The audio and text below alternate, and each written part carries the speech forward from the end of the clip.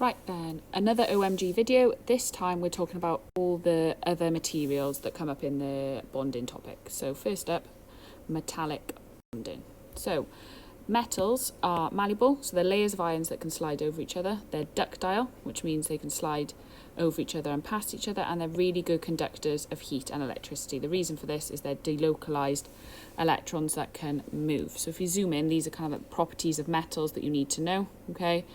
So they can be bent into shape, form lattices, malleable, conduct electricity, conduct heat, ductile, so that's why they're used in wires, and they're quite shiny, so that's often how we identify metals.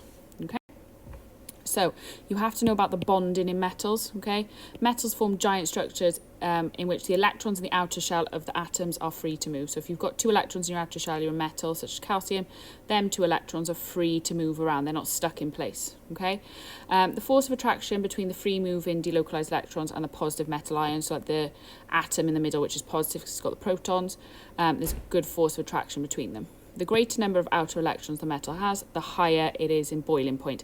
So if it's got 3 electrons in its outer shell, it's got a much higher melting and boiling point compared to something that's got 1 electron in its outer shell. So we call this a sea of delocalized electrons because they're free to move. So that's how they conduct electricity, heat, because if that one starts as the electricity, it vibrates, moves along and passes it to that one.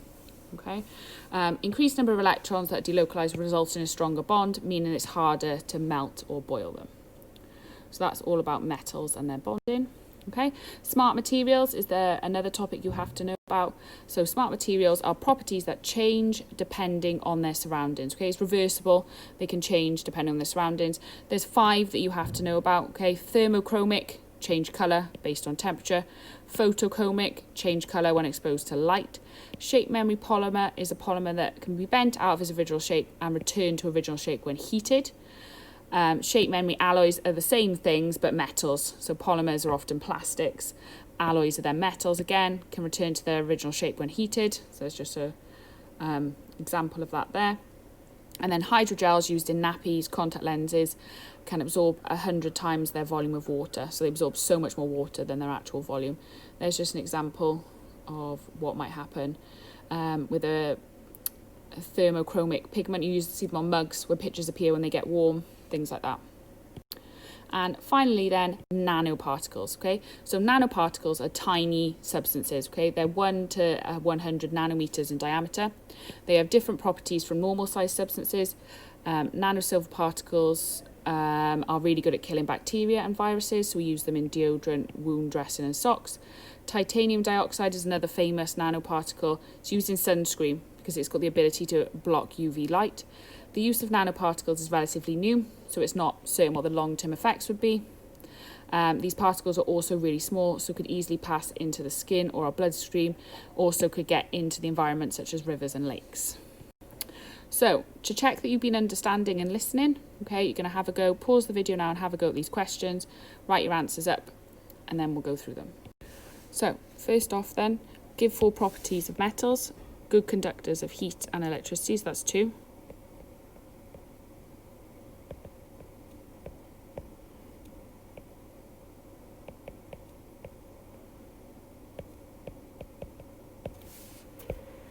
You could have written shiny, malleable, ductile. Okay, they're the big ones. Describe the bonding in metals. So it's a sea of delocalized electrons and positive ions. So if I wanted to draw it, got a positive ion in the middle and then my delocalized electrons which are free to move. So can move, that's how we conduct electricity. Define a smart material, properties change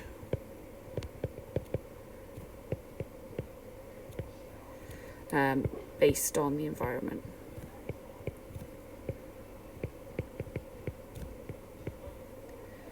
So explain how a photochromic pigment would work. Photochromic pigments would change colour when light shined on them.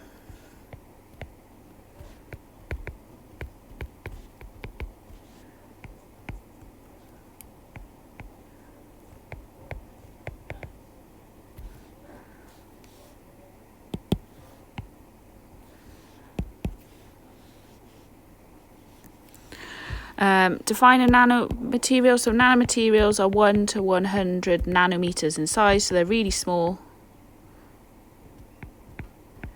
And they have different properties from their bulk ones. Okay, so nanosilver has a very different property from bulk.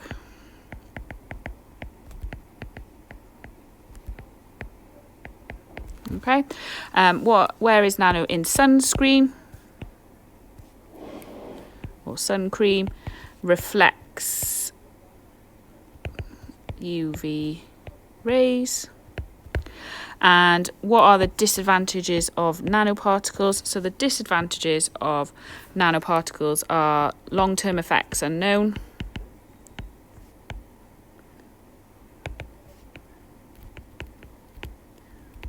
So long-term effects unknown, small, so can end up in our bloodstream.